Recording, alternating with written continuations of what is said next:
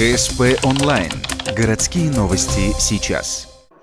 Вторник, 10 утра, Сосногорск, Ледовый дворец Звездный. Стартует турнир по хоккею с шайбой в системе МЧС.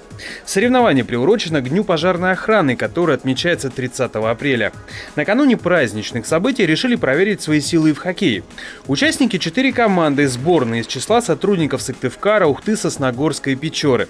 Организовать открытый турнир решили впервые. Собственно, а почему бы и не испытать себя? Это будет таким, знаете, хорошим заимком.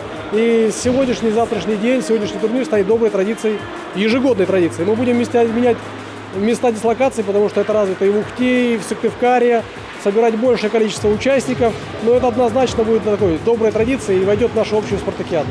Открытый турнир пройдет в 2 дня. 26 апреля будут подведены итоги и награжден чемпион. Однако его еще предстоит определить. Сразу после открытия стартовал первый матч.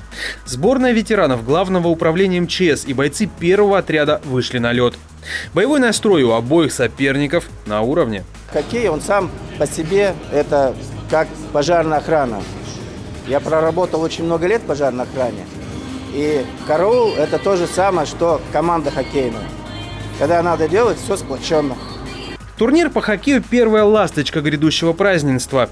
30 апреля пожарная охрана отметит 368 лет с момента своего основания. К этой дате подготовлены традиционные показы спецтехники и умений бойцов, награждение отличившихся и другие мероприятия. Например, в Ухте показательная программа начнется в 10:00 на площади близ главного корпуса УГТУ. Приходите, на это стоит посмотреть.